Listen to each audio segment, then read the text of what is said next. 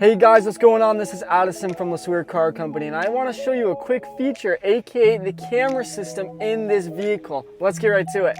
So in order to get to the camera system, you press this button right here. It displays the cameras right here. You got a 360-degree view, which is awesome, right? You got all of the different angles of the vehicle. And what's cool about this is that you can actually click on every different angle. So let's go to the front view.